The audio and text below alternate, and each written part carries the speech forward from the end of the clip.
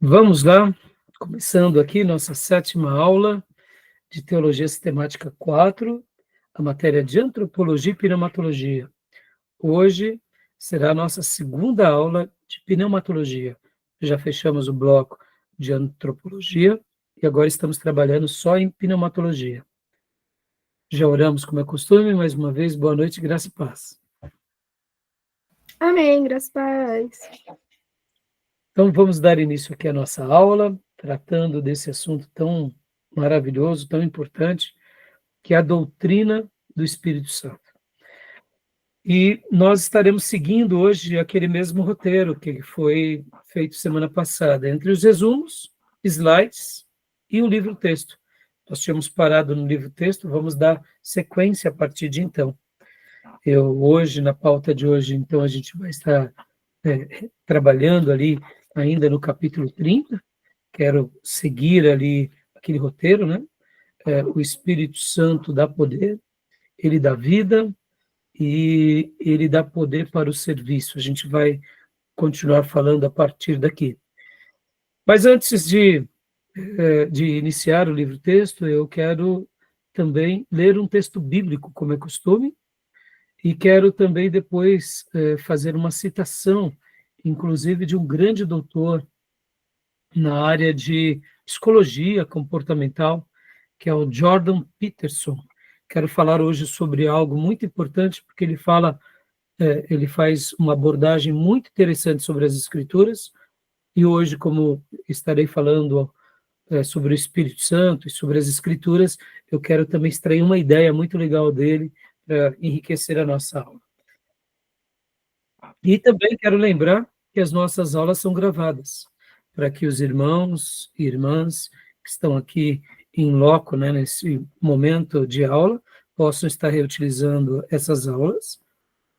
Os nossos alunos de EAD, essas aulas serão parte também do currículo, ou seja, vocês, os alunos que estiverem assistindo depois essas aulas, por causa do curso de EAD, então estarão também utilizando esse material. É óbvio que o currículo ele é muito mais amplo. E também gravamos para abençoar o maior número de pessoas onde quer que estejam os irmãos e as irmãs. Até porque acreditamos que quando tratamos da Bíblia e da Palavra de Deus, os efeitos que podem gerar na vida de dezenas de milhares de pessoas é imenso. Tá bom? Então, gravamos por isso. E aos demais irmãos que entraram depois, graça e paz, irmãos, já começamos nossa gravação. Boa noite. Graça e paz, boa noite, pessoal. Boa noite, graça e paz a todos. Vamos ler o texto bíblico? Separei 2 textos bíblicos aqui para a gente ler. O primeiro texto bíblico é 2 Timóteo, segunda carta de Paulo a Timóteo, capítulo 3, versículo 15 e 16. Vou até estar compartilhando aqui com vocês. Graça e paz, Tomé, graça e paz, Júnior. Segunda carta de Paulo a Timóteo, capítulo 3, versículo 16. Mas vamos ler o versículo 15. Boa noite, irmãozão. Eu vou até compartilhar aqui com vocês, tá? Tá aqui. Quem quiser, na versão da sua preferência, pode ler para nós. Mas eu gostaria que você lesse o versículo 15 e o versículo 16, tá bom? Ok.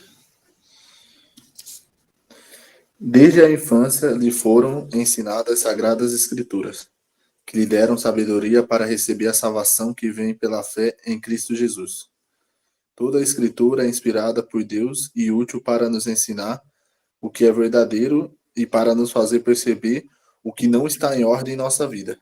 Ela nos corrige quando erramos e nos ensina a fazer o que é certo.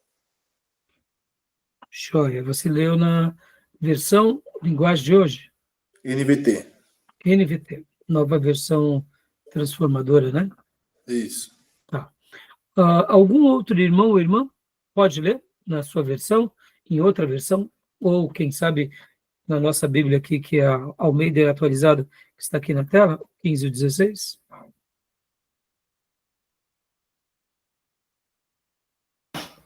Vou ler, então. Por favor. E desde menino você conhece as escrituras sagradas, as quais se podem dar sabedoria, que leva à salvação, por meio da fé em Jesus Cristo. Pois toda a escritura sagrada é inspirada por Deus e é útil para ensinar a verdade, condenar o erro, corrigir as faltas e ensinar a maneira certa de viver. Ótimo. Joia, muito obrigado. Guardem essa expressão aqui, é divinamente inspirada, tá bom? Divinamente inspirada. Agora vamos ler o segundo texto, que é 2 Pedro 1, 20 e 21. Segunda carta de Pedro, capítulo de número 1,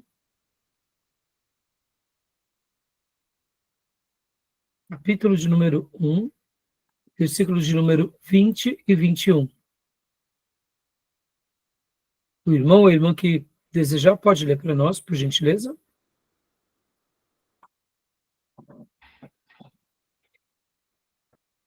Vou ler aqui.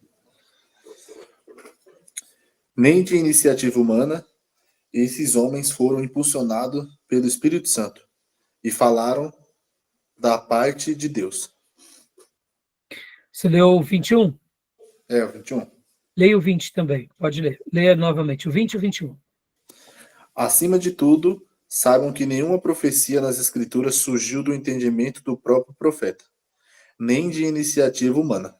Esses homens foram impulsionados pelo Espírito Santo e falaram da parte de Deus. Ótimo, obrigado. Beatriz, pode ler também na sua versão? No 20 e o 21, por gentileza?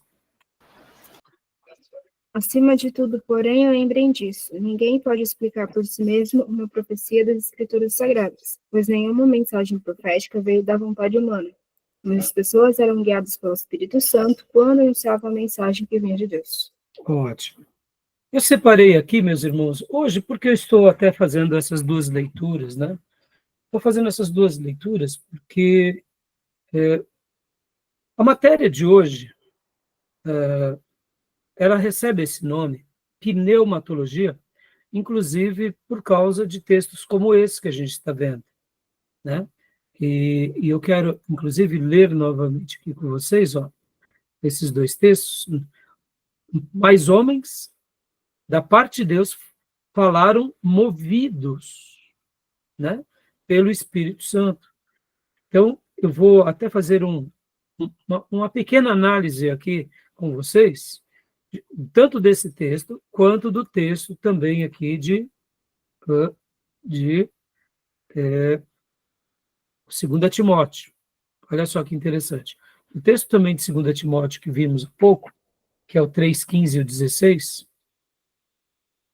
demorando um pouco para abrir, mas a mesma coisa acontece. Eu peguei, inclusive, aqui o texto também na nossa Bíblia, no My Bible, e eu vou até compartilhar rapidamente com vocês, só para vocês notarem a participação do Espírito Santo de Deus, não só na confecção da Bíblia, mas nós hoje estaremos vendo, né, essa participação ativa dele em todo o plano redentivo.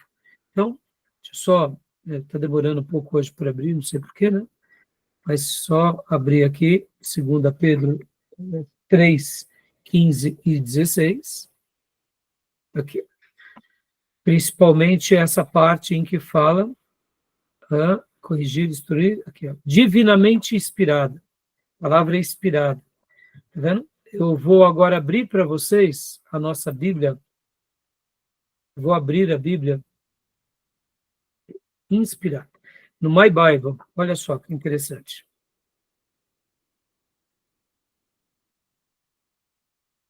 Só pegar aqui.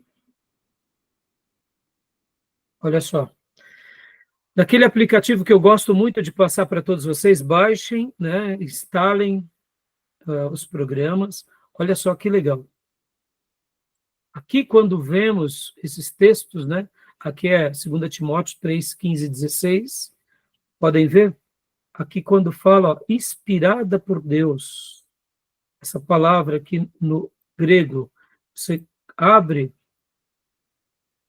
theopneustos, aí vem a palavra inspirado por Deus. dando essa ideia do sopro de Deus, né? Ou seja, as Escrituras, ela tem essa inspiração. E pode ver que a palavra aqui, ó, teó, deixa eu até ampliar aqui para vocês, olha que legal. A palavra no grego, pode ver, ó, teó, Deus, né? Aí vem pneustos, inspirada, ou seja, o sopro de Deus.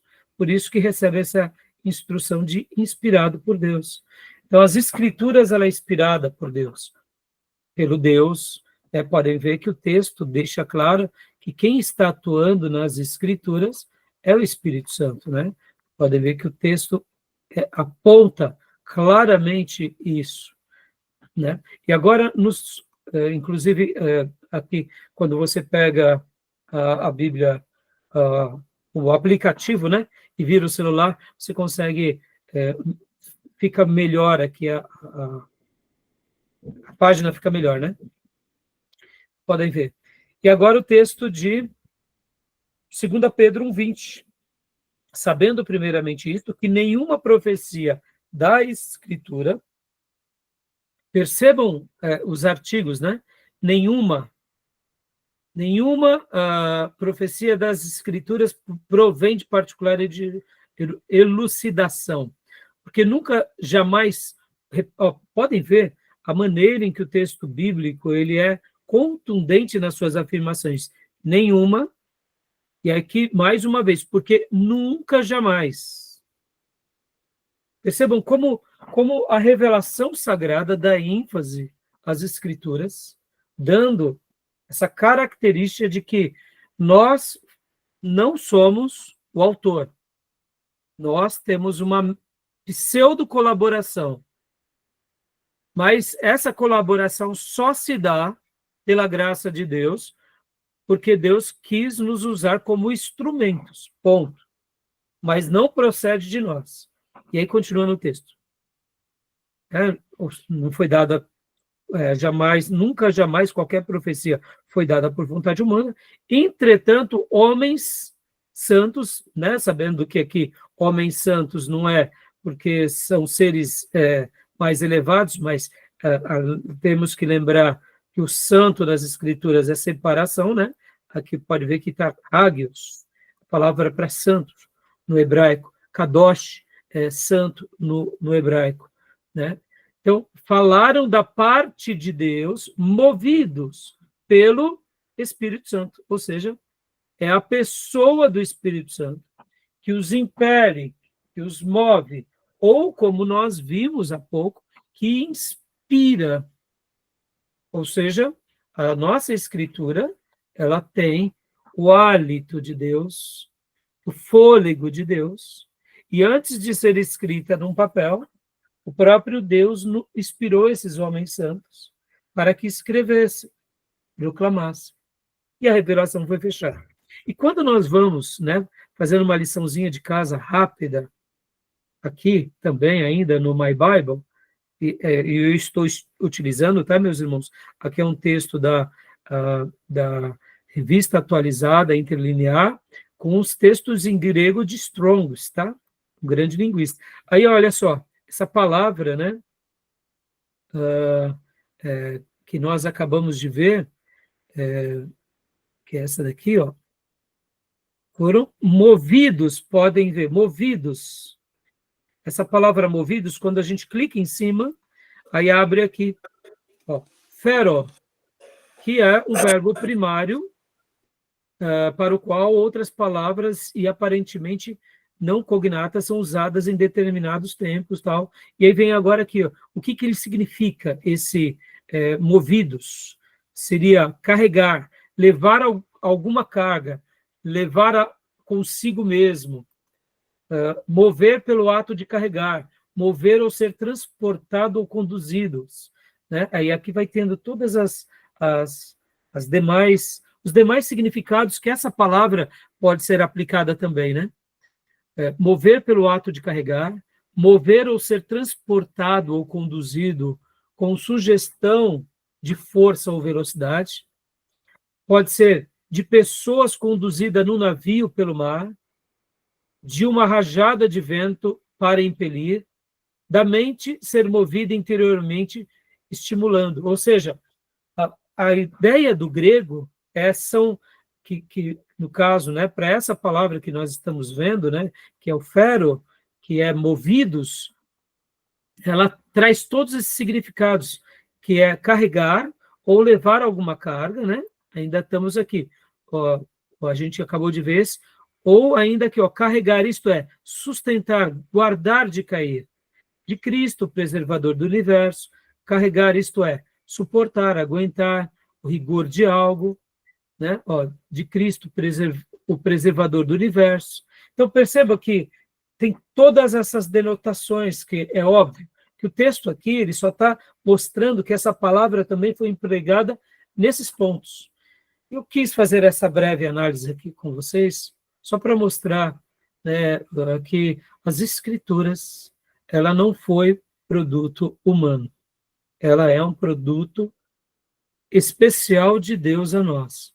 E a pessoa que trabalha diretamente imprimindo as Escrituras, a revelação sagrada, no coração dos profetas e apóstolos e discípulos, foi o Espírito Santo de Deus. E ele usou homens consagrados. Tá bom? Então, fiz questão de fazer essa breve análise aqui com vocês, até para mostrar que essa matéria, né, ela está fundamentada em cima dessas ideias, que não são ideias apenas humanas, são ideias que nascem na pessoa, da terceira pessoa da Trindade, que é o Espírito Santo. Essa mesma pessoa que estamos trabalhando. Tá bom, meus irmãos? Beleza? Tudo bem? Alguma pergunta, alguma dúvida? Não? Bom, nós estaremos trabalhando aqui, né, no material do Gruden, mas antes de mergulharmos lá, lembra há pouco, no início da gravação, eu disse que eu ia falar algo sobre o doutor Jordan Peterson. E eu quero gastar aqui alguns minutos falando com vocês, porque deixa eu mostrar aqui para vocês algo do Dr. Jordan B. Peterson, porque vai ter tudo a ver com a aula de hoje, então eu achei que faria uma boa conexão. Eu estou aqui no meu X, né, o antigo Twitter, e aqui eu estou clicando, né, na página do Dr. Jordan Peterson. Vocês já ouviram falar sobre as conexões do hiperlink, citado por Dr. Jordan B. Peterson? Quem já ouviu falar?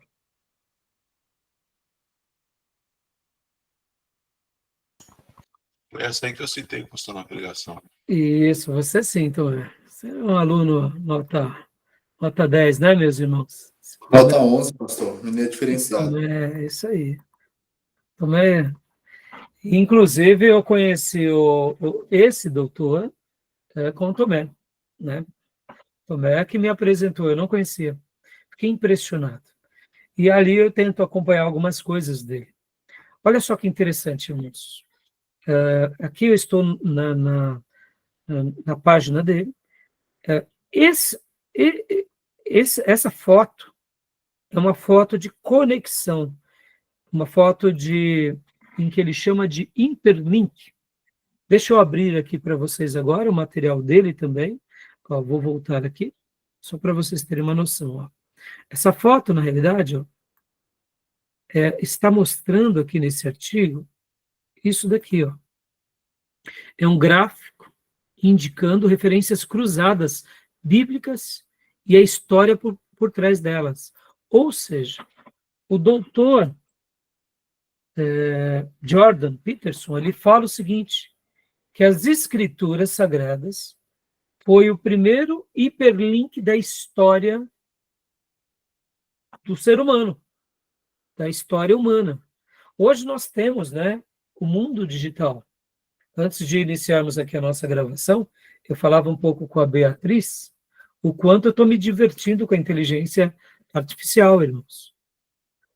Podem ver que nossas aulas aqui estão sendo registradas também pelo Gemini. E amanhã eu mando para vocês no nosso grupo.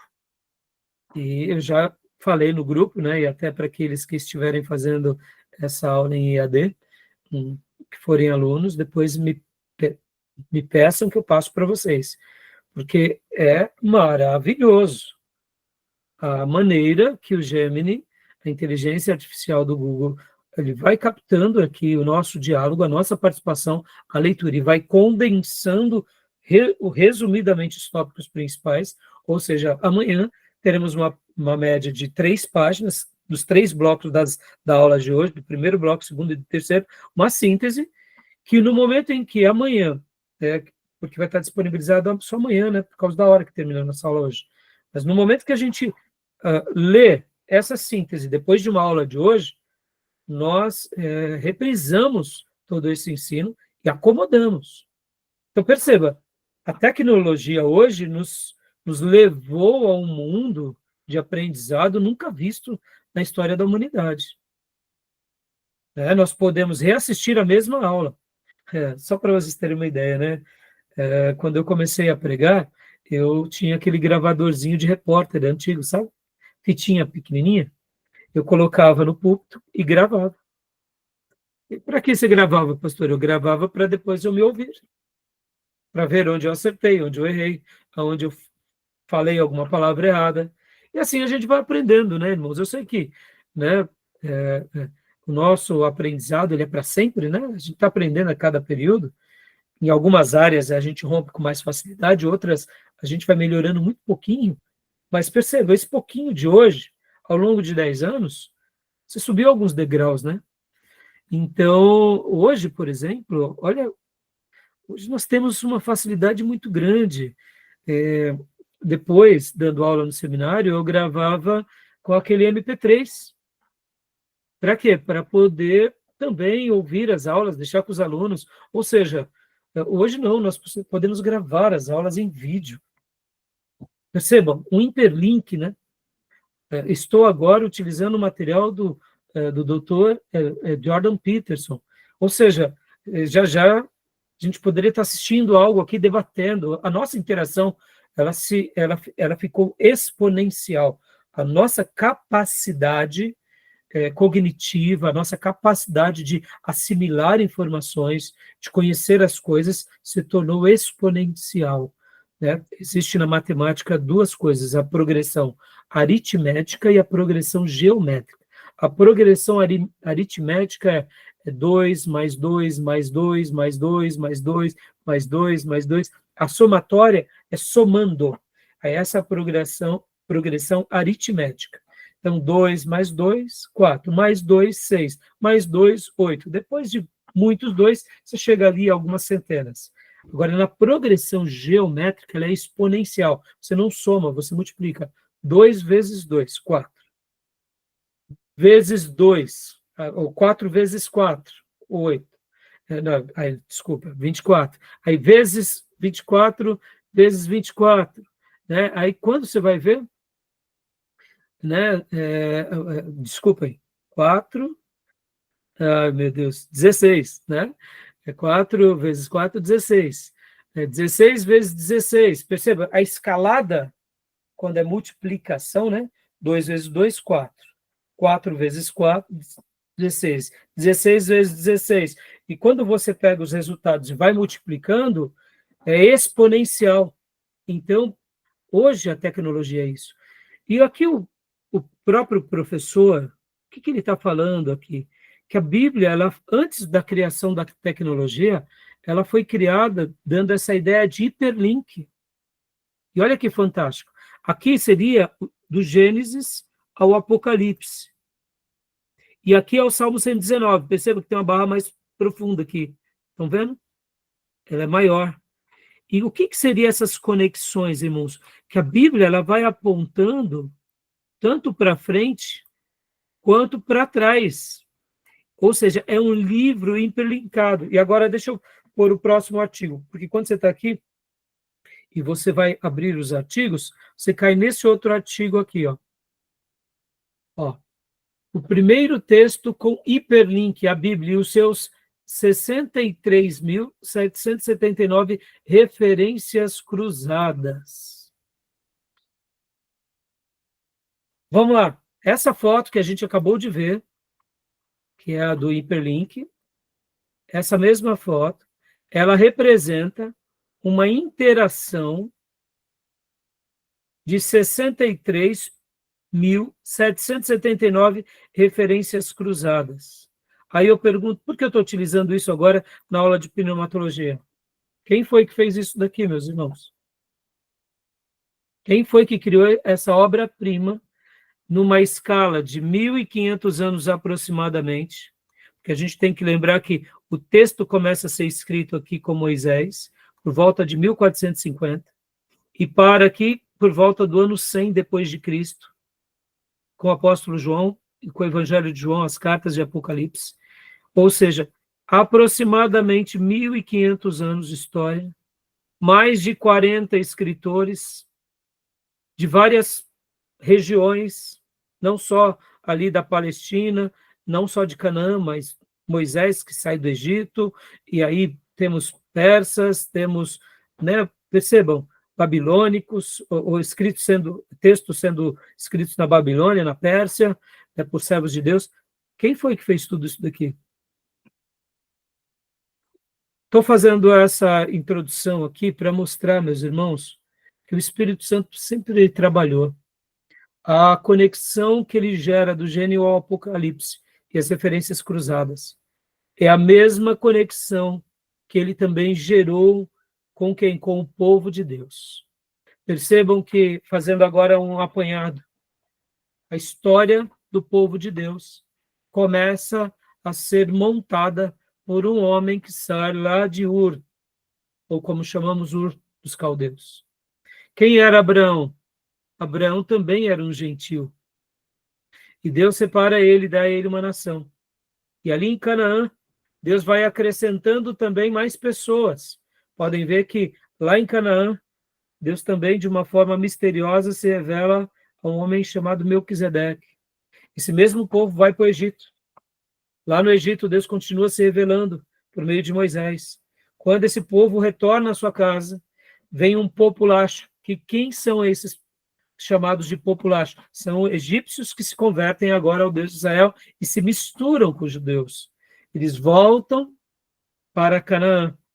Quando eles entram em Canaã, Deus também traz alguns cananeus, como, por exemplo, a própria Raabe, como são também os gibeonitas, e também, depois, a própria Moabita, Ruth e outros cananeus. E também, quando nós lemos na história dos reis, nós vemos quem ali, irmãos? Nós vemos os mercenários de Davi, que eram de outras nações. Sim, está ali o nome, né, dos dois colegiados, que eram grupos mercenários, a gente chama hoje de mercenário, mas eram os soldados de Davi. A maioria deles eram de outras nações. Ou seja, percebam agora uma hiperconexão também de Deus entre o povo. O mesmo Espírito Santo que faz uma hiperconexão, revelando as Escrituras, faz, eu diria, uma hiperconexão com o povo. E agora chegamos no advento de, né, o povo indo para a Babilônia. Lá na Babilônia, nós temos as histórias em que os judeus crescem ali. Podem ver que uma das pessoas e uma das figuras mais ilustres ali no período Babilônia e depois Medo-Persa é tanto Daniel quanto depois a rainha Esther. Ela se casa com o imperador, tem filhos. Ou seja, percebam, babilônicos entrando também na linhagem do povo de Deus, Medo-Persas entrando na linhagem do povo de Deus, e agora eles voltam para Canaã e vem o advento do Novo Testamento. Logo depois ali do Novo Testamento, nós vemos a igreja de Jesus chegando aonde? Na Samaria, os judeus misturados, e depois fazendo um quartel-general agora do grande evangelismo, onde? Na Síria. Percebam, mais uma grande conexão, o Espírito Santo de Deus atraindo nações, e essas conexões atraindo esses povos gentios e até montando um quartel-general na Síria. Por isso que a gente vê que o Novo Testamento tem tudo a ver com a Palestina e a Síria.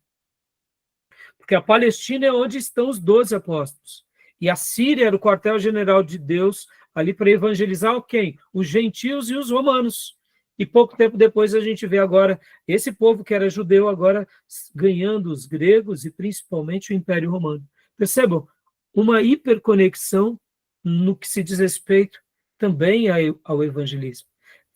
Caminhei dessa forma, irmãos, apenas para mostrar como o Espírito Santo sempre esteve ativo em todo o projeto. E ainda ele está, como eu mencionei na primeira aula de pneumatologia semana passada. Se estamos aqui de pé e se somos igreja de Jesus, é porque o Espírito Santo nos atraiu. Tá bom, meus irmãos? Então, depois eu passo esses textos aqui para vocês, né? Eu mando esses links para vocês. E quem já conhece, né, já sabe do assunto, mas quem não conhece, eu diria, pode se deleitar, porque é um material realmente memorável e especial, tá bom? Beleza, meus irmãos? Vamos para o livro-texto? Vamos para o livro-texto? Página 532. 532. Nós falamos... Querem fazer algum comentário sobre o material aqui do Jordan? Algum acréscimo? Fazer alguma pergunta? Percebam, na aula passada nós tínhamos falado, né, sobre o Espírito Santo e, inclusive, tínhamos mencionado que o Espírito Santo é aquele que nos dá vida. E eu fiz questão de fazer esse adendo aqui, meus irmãos, porque nessa hiperconexão das Sagradas Escrituras só pode ter sido feito daquele que emana toda a vida, né? É o Espírito Santo de Deus. Então, perceba, o Espírito Santo, ele nos dá vida. E quando eu fiz também essa hiperconexão com o povo eleito, mostrando, né, que Deus tem um papel especial com Abraão, mas ele é bênção para todas as nações, e podem ver que no projeto da revelação de Deus, Deus vai atraindo outras nações, né? Estamos aqui. Nós estamos aqui, nós fomos enxertados, né, nessa linhagem abençoada e nessa linhagem espiritual. E por isso recebemos vida. E onde o Espírito Santo de Deus, ali está a vida. Tá bom? Então nós trabalhamos esse ponto semana passada, né? E agora vamos aqui ao segundo ponto. Ele capacita para o serviço. Isso é maravilhoso. O Espírito Santo capacita para o serviço. Né? Nós vamos ver isso no Antigo Testamento e também no Novo Testamento. O Espírito Santo é aquele que nos capacita para esse serviço, tanto na Antiga Aliança quanto na Nova Aliança. Então, vamos ler somente algumas linhas aqui, meus irmãos, para a gente poder, né, degustar e continuar sobre esse assunto. E aqui deixa eu até fazer uma menção para ser útil a vocês e, quem sabe, ajudar a vocês, principalmente quando se sentir, eu diria, mais confiante do que deveria. O que eu quero dizer, meus irmãos? A obra de Deus, ela é diferente da obra dos homens. Percebam que no esporte, entre as profissões, nós estudamos e desenvolvemos uma capacidade de conhecimento do tema, e muitas vezes, quando vamos no médico, por exemplo, ele se torna até uma pessoa um pouco arrogante, dependendo do tipo de médico que estamos falando, né, ou tratando. Por ele ser conhecedor do assunto, ele domina tanto que ele fala com aquela propriedade, aquela autoridade, e tem alguns momentos, alguns até se vão para esse lado mesmo, porque eles acabam sabendo tanto que eles não sabem ali, talvez, né, separar entre falar educadamente e falar arrogantemente, se mistura. Quando vemos, por exemplo, um esportista, o esportista, ele nasce, sim, com uma aptidão, né? Uma inteligência motora. Pode ver que o corpo de um esportista é diferente de um corpo da maioria das pessoas, né? O corpo é a arma dele. Um soldado, um lutador de artes marciais, ele não só pensa, né? Mas além de ter neurônios que pensam, ele tem aquilo que chamamos no esporte de memória muscular. Ele pensa e rapidamente seus músculos trabalham em sintonia com o seu pensamento. É por isso que uma pessoa que vai praticar um esporte depois de velho, ele pensa, ele quer, mas o braço não acompanha, né? Acompanha, porque nunca mexeu por aquilo, né? Então, a pessoa não é que não possa desenvolver, mas demora mais tempo. E foram anos, né? Sem habilidade. Por isso que uma criança que ela é inserida no esporte desde cedo, ela aprende ao quê? A usar o seu corpo como aliada das suas tarefas. O que eu quero dizer, né, sobre o médico, sobre o esportista, sobre um advogado, e até usar agora aqui também a teologia. Tomem cuidado, meus irmãos, porque o fato de nós termos conhecimento, a gente tem que se lembrar que aqui a gente não está numa tarefa humana.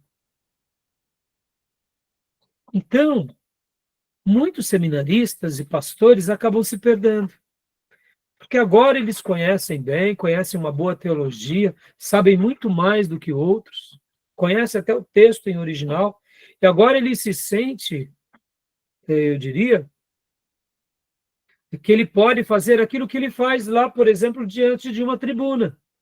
Da mesma forma que ele usa daquela, vamos imaginar um advogado, o Júnior aqui é da área do direito, ele pode expressar isso bem para nós.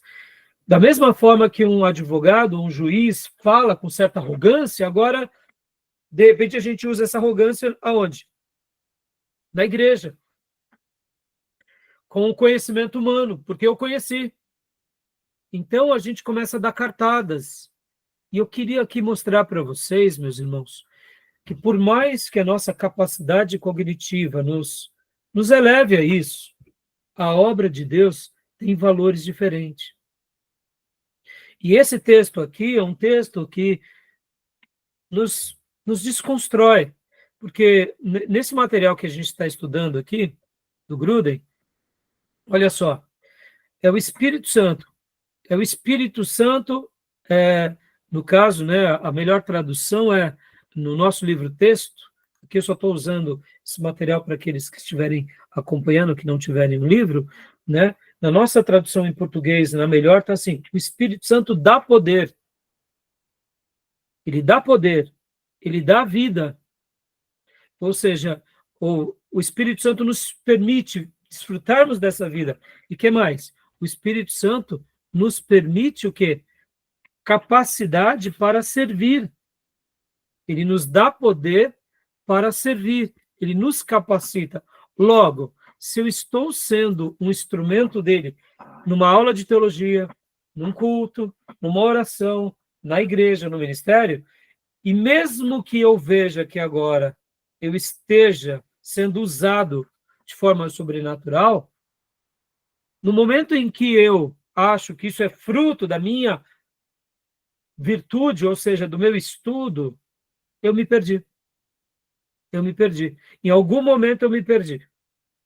Porque mesmo que a gente use as mesmas faculdades, né? Ou seja, estamos estudando, estamos memorizando, estamos refletindo, só que é diferente.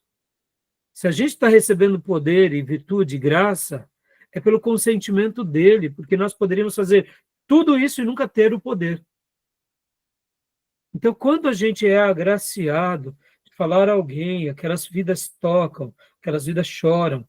Ontem, por exemplo, estivemos ali no culto fúnebre do nosso irmãozinho Ricardo, e teve o pastor da família ali, de um amigo do Cris, que foi convidado, né, o pastor, se não me engano, Geraldo, ele foi convidado a fazer o culto fúnebre, e aí eu e outro pastor participamos daquele momento, junto com ele.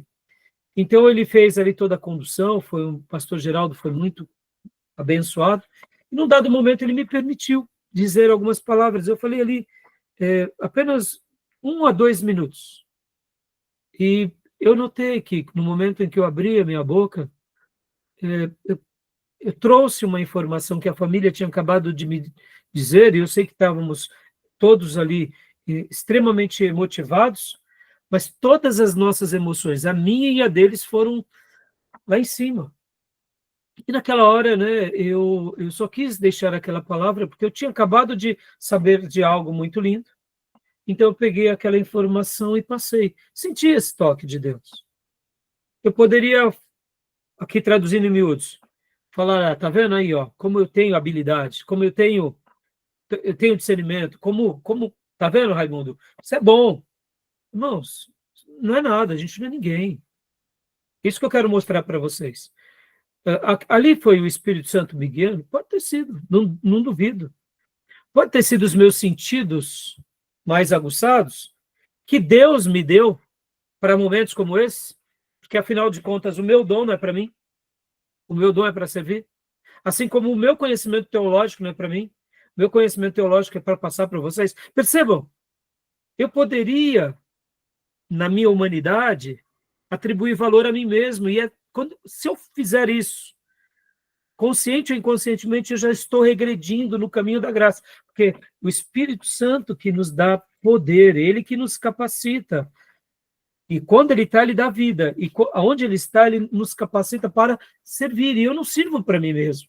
Então é óbvio que naquele momento eu falei algo emotivo, sim, foi de propósito, óbvio, creio, particularmente com toda humildade, que foi um toque dele em nós, e ali eu só atribuí a Deus graça e louvor e o adorei junto com todos. Por quê?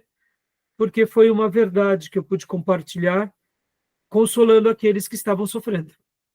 E, ó, irmãos, quer coisa mais linda do que poder dar uma palavra de consolo e tocar aos sentimentos daqueles que sofrem?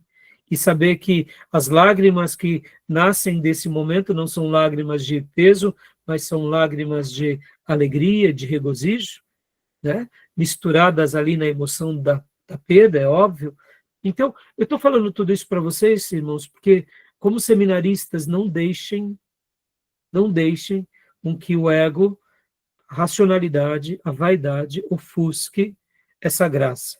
Porque se vocês estão servindo hoje, e se vocês continuarem servindo nos próximos anos, na próxima década, e quem sabe até o seu último dia de vida, foi porque esse que é chamado Espírito Santo de Deus, que é a terceira pessoa da Trindade, ele tem te capacitado.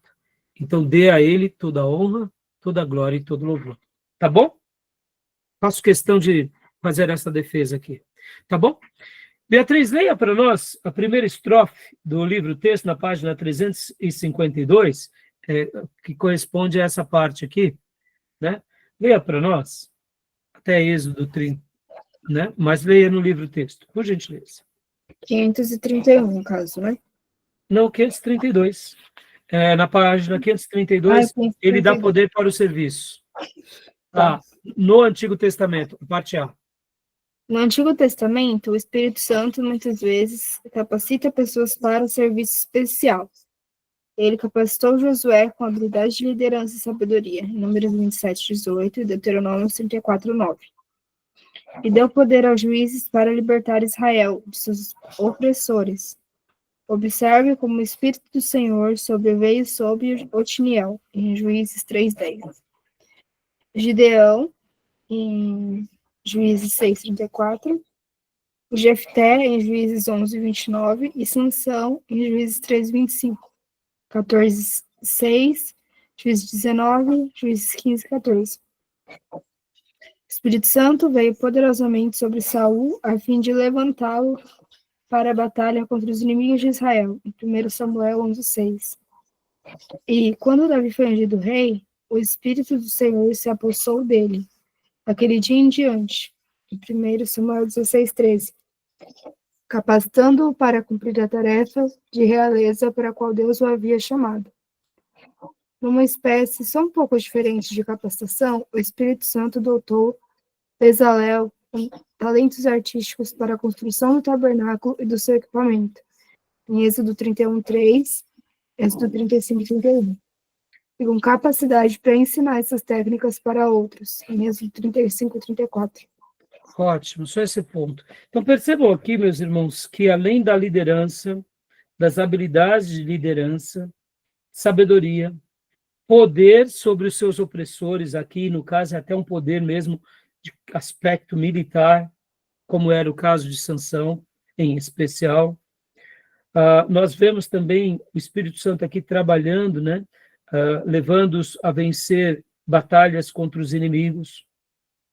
O que se diz aqui com respeito a Bezalel, aquele que recebeu os talentos artísticos para a construção do tabernáculo, isso tudo foi graça do Espírito Santo, né? Ou seja, mostrando que no Velho Testamento havia uma atuação direta, de uma forma muito linda, sobre cada um desses servos. Os meus irmãos conhecem já muito bem, né, as histórias, né, do Velho Testamento, e a gente vê uma atuação poderosa do Espírito Santo, sempre ali protegendo o povo de Deus, capacitando, dando poder, julgando, né, fazendo com que até mesmo obras especiais sejam manifestas. E uma das coisas mais importantes que o Espírito Santo realmente fazia é essa última frase aqui, né? A gente vê, né? E inclusive, Beatriz, seria o penúltimo parágrafo. Por fim, o Antigo Testamento. Pode ler para nós? Da página 532. Por fim, o Antigo Testamento predisse o tempo em que o Espírito Santo ungiria o Messias servo em grande plenitude de poder. Repousará sobre ele o Espírito do Senhor, o Espírito de sabedoria e de entendimento, o Espírito de conselho e de fortaleza, o Espírito de conhecimento e de temor do Senhor. Deleitar-se-á no temor do Senhor. Isaías 11, versículo 2 e 3. Joia. Meus irmãos, não pensem vocês aqui, né, quando o texto aqui em Isaías está falando sobre vários espíritos, são vários, né? Pode ver aqui, dá uma ideia até de multiplicidade aqui. O Espírito do Senhor, o Espírito de sabedoria, o Espírito de entendimento, o Espírito de conselho e de fortaleza, Espírito de conhecimento e de temor do Senhor. São vários espíritos? Não, é o mesmo Espírito que concede tudo isso, por isso que acaba recebendo essa adjetivação, né? Podem ver que, querendo ou não, aqui, profeta Isaías, é óbvio, se chegássemos para Isaías e perguntássemos, me explica isso daqui, me explica, Isaías, o que você quis dizer, eu acho que ele diria algo mais ou menos assim, olha, eu recebi essa instrução, e Deus me falou para falar isso. Para nós, Igreja de Jesus, fica muito mais fácil, né? Porque nós conhecemos mais sobre o Espírito Santo do que Isaías. No Novo Testamento, o Espírito Santo ele é mais trabalhado. Os apóstolos compreenderam melhor. Houve o advento e a manifestação do Espírito Santo. Estão compreendendo? Mas no Velho Testamento, algumas passagens podem ver que elas são um pouco obscuras, né? Então, eu não é que Isaías não saberia, mas eu quero dizer o seguinte, muitas vezes a clareza que temos hoje, por estarmos na nova aliança, por estarmos na dispensação do Espírito Santo, ou na era da graça, é totalmente diferente. Nós sabemos que ele é uma pessoa, e que ele também é Deus. Mas ali no momento da revelação, enquanto a revelação estava sendo paulatinamente dada por cada profeta, então muitas coisas eles não tinham essa clareza, né? E conclui-se então essa parte, né? E deixa eu até fazer aqui uma colocação, irmãos. No Velho Testamento, a manifestação do Espírito Santo ela era mais esporádica. Ela atuava de uma forma mais notável, como é o caso de Sansão, como é o caso de Davi. Mas, ao mesmo tempo, em alguns episódios também, a gente vê uma certa mistura. É como se aquele servo de Deus ele tivesse uma unção que está ali com ele o tempo todo, né? É o caso de Davi. No caso de Sansão, dá para ver essa característica, né, muito forte na vida dele. Já no caso de Davi, a ideia é de uma unção um pouco mais permanente, de alguns outros profetas. Então, eu estou falando isso para os irmãos, porque muitas vezes na nossa cabeça fica tudo muito nebuloso, né? No Velho Testamento há essa característica do Espírito Santo sendo derramado sobre ele de uma forma mais esporádica, nós chamamos de esporádica. Já no Novo Testamento é de uma forma mais permanente, tá bom? A gente vai chegar lá quando formos falar mais sobre o Espírito Santo, tá bom? Beatriz, leia para nós aqui, no livro-texto, na página 533, antes de iniciar ali o Novo Testamento, 1, 2, 3, 4, 5 linhas acima, tá assim, o Espírito Santo ainda não tinha chegado, que seria correspondente a essa parte aqui. O Espírito Santo ainda não tinha chegado dentro deles do modo pelo qual Deus havia prometido colocá-lo dentro do seu povo, quando viesse a nova aliança. Em Ezequiel 36, 26, Ezequiel 27, Ezequiel 37, 14. Também o Espírito Santo havia sido derramado com grande abundância e plenitude, e caracterizaria a era da nova aliança. Qual que é? Joel. Joel 2, 28, 29. Que é aquele texto que fala que eu derramarei do meu espírito sobre toda a carne, que depois Pedro, inclusive no dia de Pentecostes, repete. É o mesmo texto, só que agora no dia de Pentecostes é o cumprimento. Pode continuar. Nesse sentido poderoso, da nova aliança, o Espírito Santo ainda não estava operando dentro dos discípulos. Entenda, irmãos,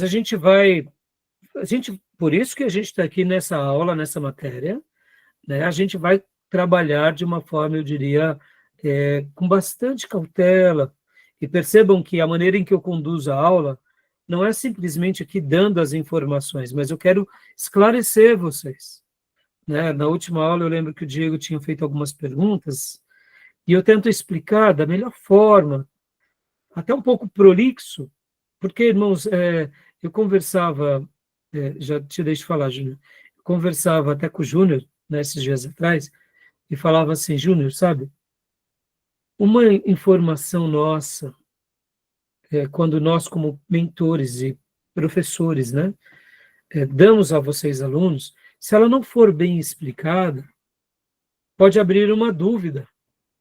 E essa dúvida pode ser muito perigosa para o futuro de vocês. Então, antes de ser aqui um transmitidor de conhecimento, se o Senhor me permitir, por sua graça, eu quero ser um modelador, né, de discípulos, no sentido de tentar passar não só o que eu aprendi, mas a maneira em que eu tento viver e a maneira em que eu tento entender, porque o meu temor é que vocês, em matéria nenhuma, e principalmente nessas, que são as matérias mais importantes, que são aquelas que vão fundamentar uma boa teologia em vocês. Porque, por exemplo, irmão, se eu errar aqui na aula de geografia, tudo bem. Se eu errar um pouco na aula de história, não são minhas áreas, né, específicas. Não que eu vou fazer isso, mas assim, me entenda. É até admitível. Mas quando eu erro com as escrituras, mudou tudo. Eu estou mexendo com os ensinos sagrados. E percebam, essa matéria é uma matéria que tem a ver com a pessoa a terceira pessoa da Trindade. É a pessoa do divino. É o líder, como eu mencionei na aula passada, é o líder da igreja. É o supremo líder, que nos leva ao grande Redentor. É o líder humilde, indiscreto. Podem ver. Nós fazemos o culto e ali há o Ministério de Música, aos irmãos obreiros que fazem a abertura, aos intercessores, vem o pregador, traz uma boa palavra, e nós não vemos diretamente o Espírito Santo. Mas em todo momento ele está trabalhando em todos os seus instrumentos e ele não se autodiviniza no sentido de me glorifiquem. Ele leva todo o rebanho a adorar o Cordeiro. Perceba que a atuação dele é tão extraordinária e eu diria, ao mesmo tempo, ele é tão humilde, porque ele é aquele que está executando tudo isso entre nós e, ao mesmo tempo, está apontando para o Cristo, para a glória do Pai. E a gente está se alegrando e sendo instrumento, e ele não está lá necessariamente num trono onde a gente está o reverenciando visivelmente. Mas ele está aqui dentro de nós, nos capacitando, nos impelindo. E bendito seja Deus e glorificado seja Deus quando os nossos sentidos são abertos, sabendo que toda essa operosidade em nós e por nós, e o que vai acontecendo conosco e na história do povo de Deus, é pela força e pela virtude dele. Glória a Deus. Saber disso e viver diante disso e conservar tudo isso é realmente, eu diria, ser privilegiado, porque a gente não toma para a gente as virtudes. A gente falou, Senhor, obrigado. Porque se está tendo alguma virtude, se está tendo alguma vida, se está tendo alguma graça, é o Senhor. É o Senhor me usando aqui. Isso nos tira de nós mesmos, saímos do centro e colocamos-nos a serviço dele. Assim como ele se coloca a serviço de Cristo. Pode ver que a grande obra do Espírito Santo é anunciar Cristo, tá bom? Então, no Novo Testamento, tudo isso é muito mais claro. A gente vai falar, vamos ler agora, né? Essa segunda parte. Então, como eu disse, irmãos, tem hora que eu sou um pouco mais prolixo, de propósito mesmo, porque ainda mais em temas como esse, eu não quero sequer acrescentar um tio, um i, né? Um pingo no i de mim mesmo, né? E se uma hora eu fizer, que Deus me perdoe, porque o intuito não é esse. O intuito é ensinar vocês Sagradas Letras, tá bom? Diga, Júnior. Então, eu queria, aproveitando esse ensejo aí que a Beatriz leu, sobre o advento, né, do derramamento do Espírito Santo que operava neles, né? E podemos observar que Mateus 11:5, os discípulos saem na missão e eles operam milagres. Então, podemos entender que ali eles não estavam com o Espírito Santo dentro do prisma aí que ocorre no advento do derramamento do Espírito Santo, que capacita. Então, podemos dizer que ali foi pelo nome de Jesus, né? Porque Jesus fala, admirais, não ficais assim, porque isso desobedece, mas que teu nome seja escrito no livro da vida. É Mateus 5, acho que é Mateus 11:5. Mateus 11:5. Então, podemos dizer que ali foi o poder do nome de Jesus, porque ele saiu naquela missão, lembra? Sim, sim. Então, você vê, né, Júnior? Em alguns momentos da revelação, a gente fala assim, mas peraí, ora, e com que poder que eles fizeram isso? Se eles ainda não tinham Espírito, né? Na realidade, a gente por isso que, obrigado, viu, Júnior, pela sua pergunta, a gente vai estar construindo aqui ponto a ponto, tá, irmãos? Fileira a fileira na construção, tá? Respondendo ao Júnior e a vocês. O ministério de Jesus, ele faz pelo poder dele, pelo poder da segunda pessoa da Trindade, ou ele faz pelo poder do Espírito Santo? O que vocês acham, meus irmãos? O ministério de Jesus, ele começa como? Ele começa o ministério dele, lembrando que Jesus é 100% Deus e 100% homem. Mas o ministério dele, ele estava usando o lado divino ou estava usando só o lado humano? No ministério, ali aos 30 anos, quando começa. O divino, né, pastor? O divino? Pelo poder do Espírito Santo, porque ele cumpre a profecia de Isaías, né? Eis que o Espírito Santo é sobre mim para fazer isso. Exato. É que você não teve cristologia, tá, Diego? Normal, não tem problema, viu, Diego? A gente aqui não está numa pegadinha, não. Mas o Júnior respondeu o texto. Podem ver, Diego, e o que acontece no batismo? Quem é que vem sobre Jesus? É o Espírito Santo. Em forma corpórea. Ou seja, aquilo que iria acontecer nos apóstolos, no Pentecostes, acontece em primeiro lugar, agora no segundo Adão. O segundo Adão recebe o Espírito Santo, e aqui ele está pleno do Espírito Santo. E agora começa o ministério. Pastor, mas... Ué... Entenda, tá, irmãos? Jesus é Deus, então ele já tinha o Espírito Santo. Aqui, vou até antecipar um fato que vocês vão ver no vídeo do Nicodemos. Jesus, a palavra Jesus Cristo, Jesus o Messias, significa o que é Cristo, o que é Messias. Cristo é ungido em grego, e Messias é ungido também em hebraico. Ou seja, Jesus Cristo, Jesus o Messias, não é sobrenome, era uma qualidade. Ou seja, Jesus, aquele que possuía o Espírito Santo. Logo, quando Jesus já nasce, pode ver que ele já nasce pelo poder do Espírito. Ele tem o Espírito. E quando vem o dia de Pentecostes, quem derrama o Espírito Santo sobre alguém é Jesus. Ele é o possuidor do Espírito Santo. É em Jesus que a promessa cai. Podem ver que o nome dele é Jesus o Messias, Jesus Cristo, ou seja, é o ungido de Deus, é aquele que sobre ele repousa toda a unção do Espírito Santo. E por isso que Jesus precisou fazer muitos milagres para autenticar essa característica, esse lado dele. Só que, ao mesmo tempo, olha que interessante, ali no momento do Novo Testamento, quem estava trabalhando em Jesus era o Espírito Santo. Então, o que o Júnior disse não é uma inverdade. Ora, eles fizeram o milagre, foi o Espírito Santo ou foi em nome de Jesus? Quando a gente fala em nome de Jesus, não deixa de estar sendo o Espírito Santo trabalhando. Mas ali foi no ministério do Filho. Foi no momento em que o Filho estava fazendo. Agora, para que o milagre atuasse, inevitavelmente era pelo poder do Espírito Santo. Só que ainda aquele colegiado que já estava vivenciando os milagres, ainda não tinha tido essa experiência do Pentecostes.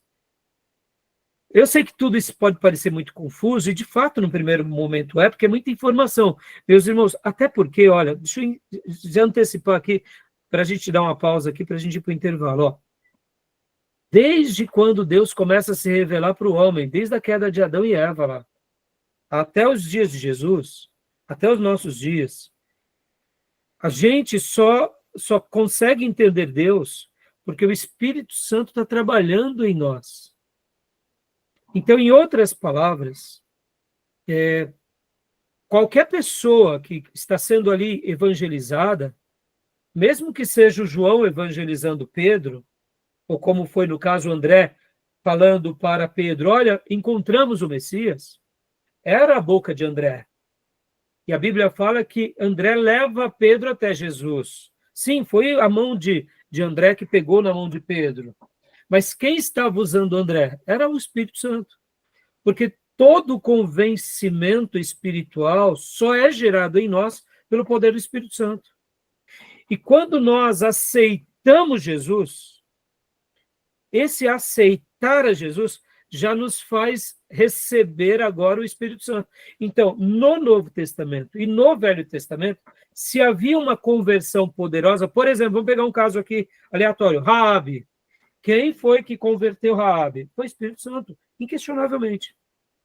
Se há uma conversão, é do Espírito Santo. E aí o Espírito Santo vai usar quem quer. E no momento que aquela pessoa passa a crer no Deus eterno e passa a obedecer a sua palavra, o Espírito Santo, de alguma forma misteriosa, já faz morada dentro desse coração, dessa alma.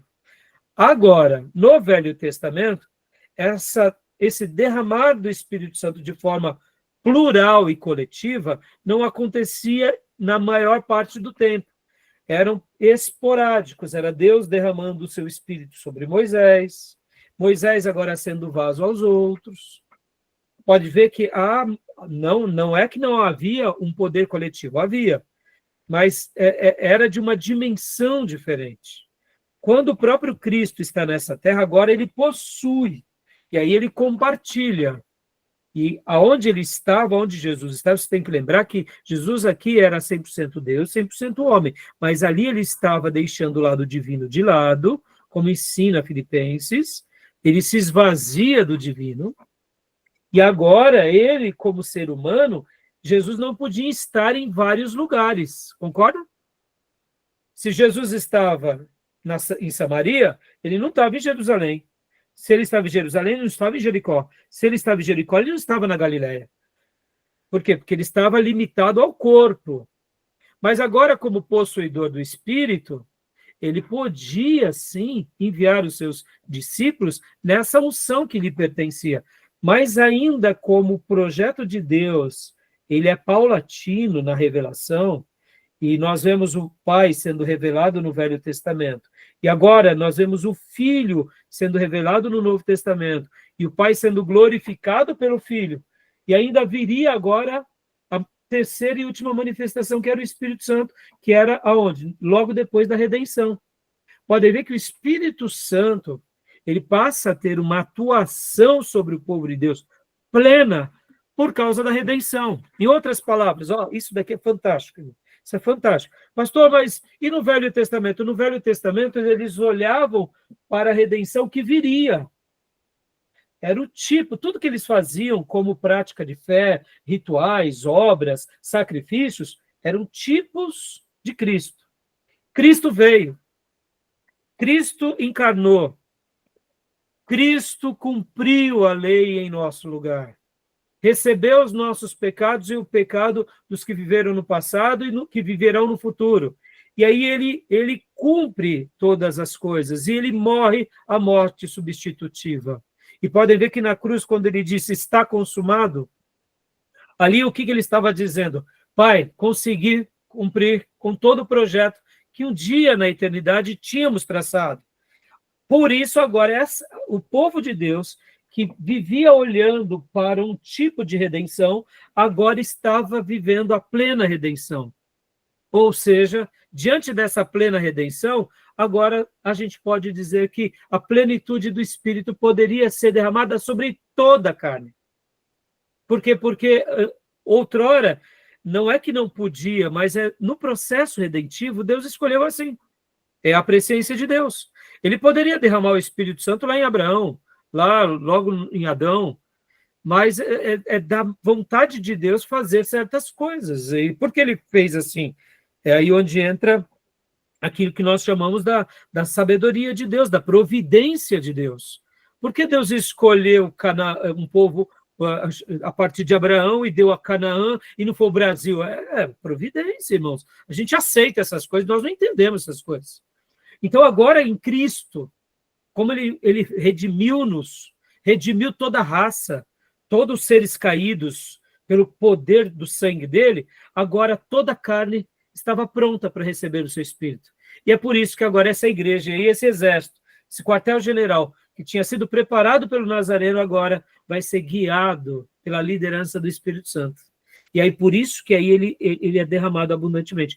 Então, realmente, ali, como o Júnior falou, né, durante o ministério de Jesus, quando alguém expulsava um demônio, estava expulsando a autoridade de Jesus. Agora, essa autoridade de Jesus é óbvio que era pelo poder do Espírito, porque sem o Espírito Santo a gente não faz.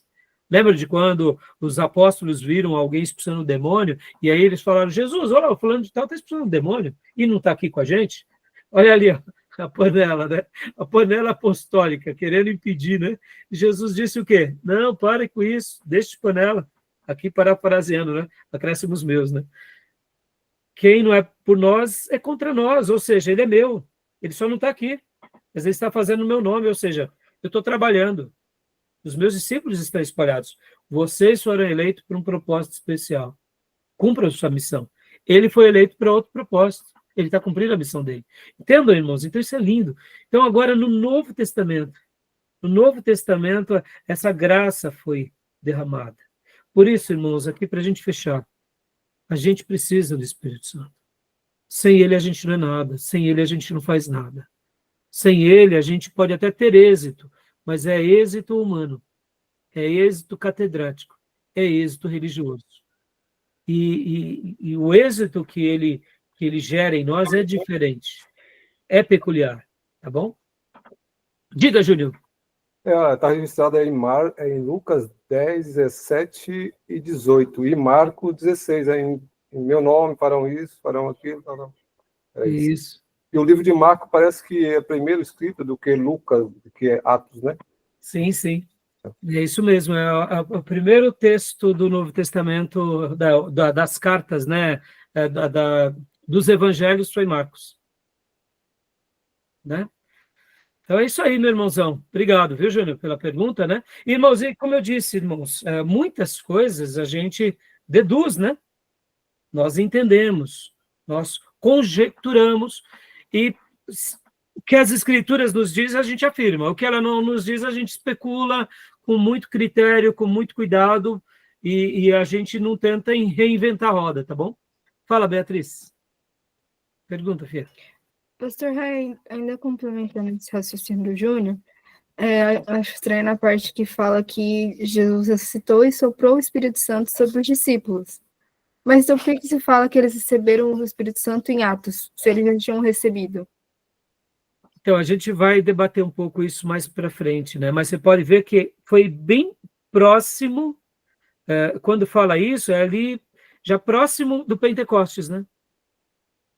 Então, ali dá para ver, já te respondendo, a gente vai trabalhar melhor isso quando a gente vai falar sobre o Espírito Santo, sabe, Beatriz?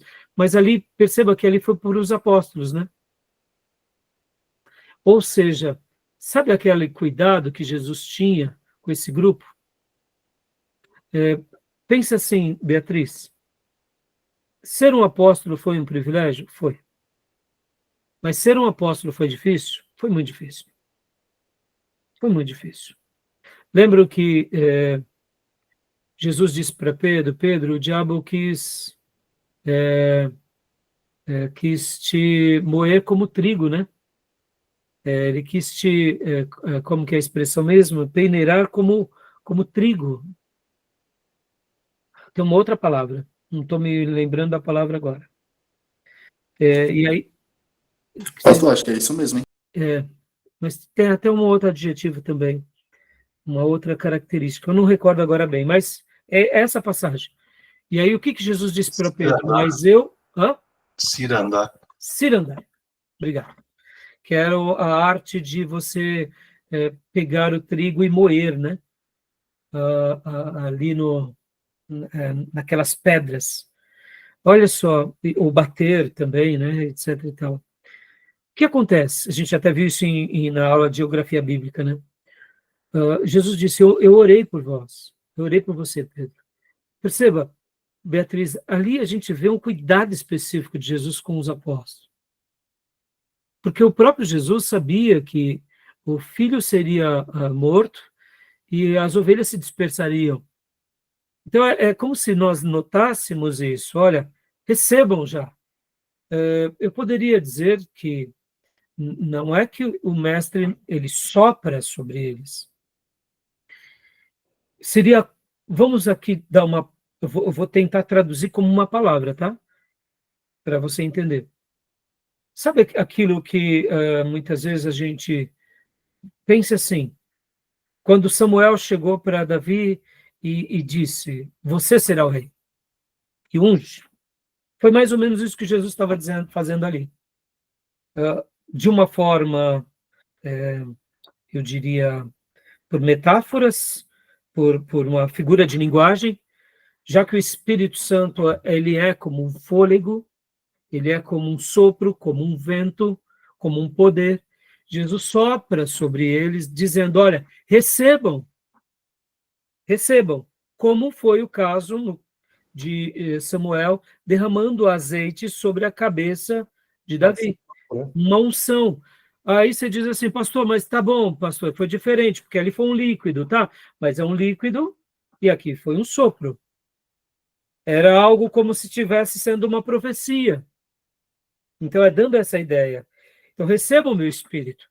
Em outras palavras, creiam, eu já os dei. Ali na frente vocês receberão, vocês experimentarão plenamente, mas se apropriem disso. Podem ver que a nossa fé é isso, não é? A nossa fé não é o dilema do já, mas o ainda não, não é assim? Pode ver.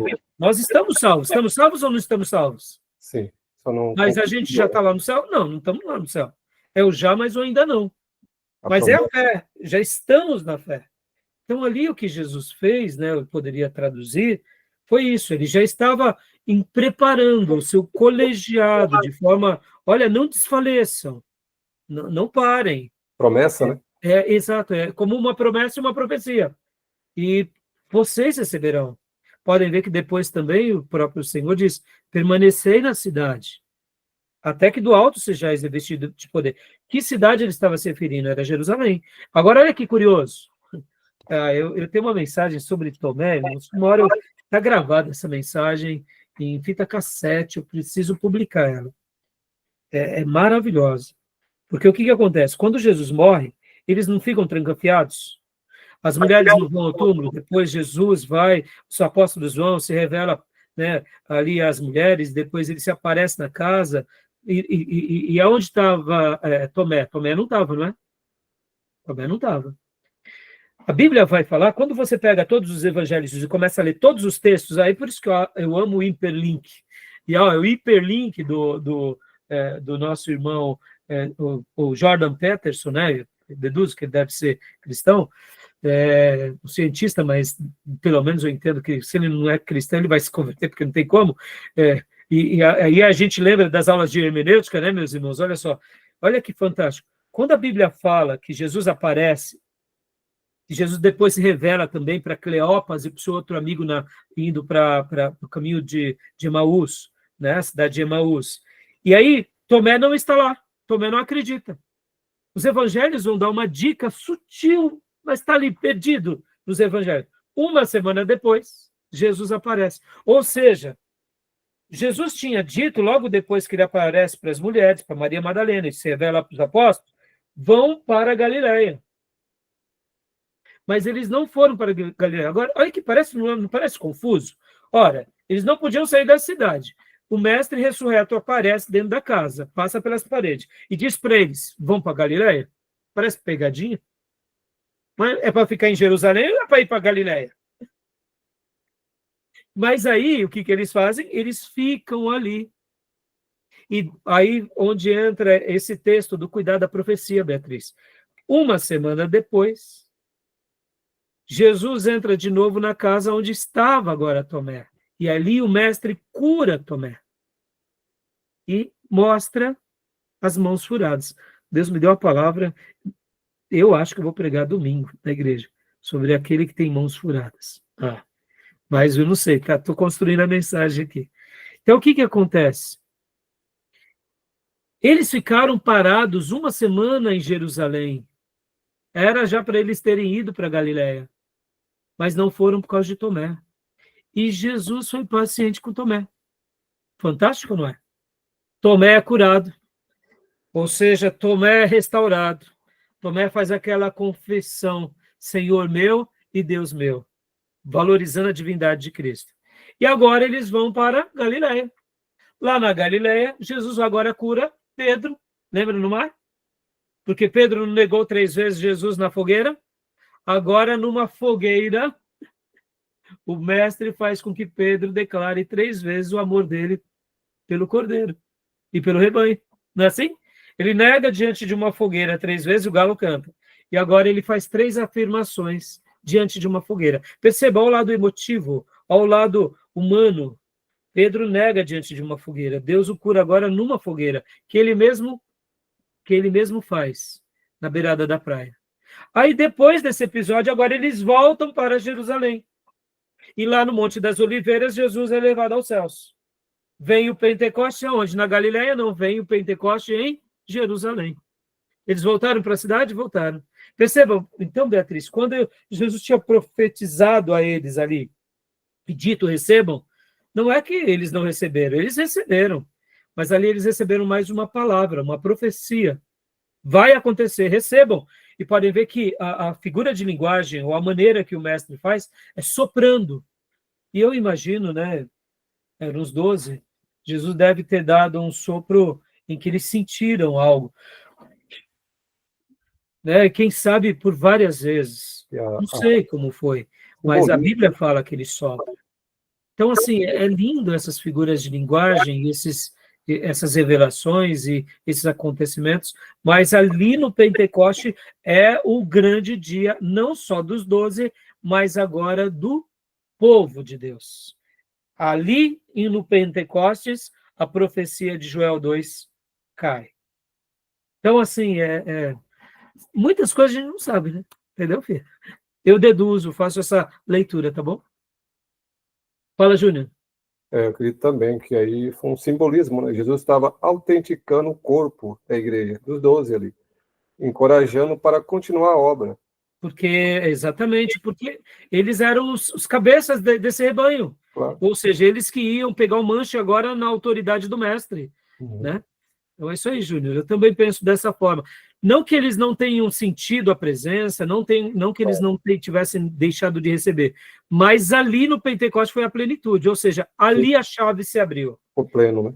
Ficou pleno. Por isso que, percebam, irmãos, então os apóstolos já tinham Espírito, mas no Pentecostes agora há uma experiência diferenciada, há uma nova gestão, há um novo momento. A gente vai trabalhar bastante nisso quando chegarmos no batismo com o Espírito Santo e plenitude com o Espírito Santo, tá bom? Percebam que uma pergunta abre várias janelas do Word, né? E a gente vai entrando e, bom, vamos voltar agora já para os dons, né? Ele dá poder para o serviço no Novo Testamento, tá bom? E a gente continua a partir daqui já. Vocês veem, irmãos, o último bloco talvez a gente diminua um pouquinho, tá? Tá ficando mais do que 50 minutos a nossa aula aqui. Normal, né? Lembrando que são 2h30, ou seja, 3 aulas de 50 minutos, mas a gente faz a nossa, vamos dizer assim, a nossa aula, até para não ter uma ruptura, né? É bom fechar agora para a gente tomar o nosso café, aliás, pegar o nosso chá, né? Tá bom? Então, até já, meus irmãos. Mais alguma pergunta? Não? Não. Tá bom. Então, Reduz depois, viu? Para não ter que ficar muito tarde. isso, exatamente, a gente reduz. Obrigado, Júlio. Bom? Então, até já, meus irmãos. Beleza. Até já. Vou parar aqui a gravação.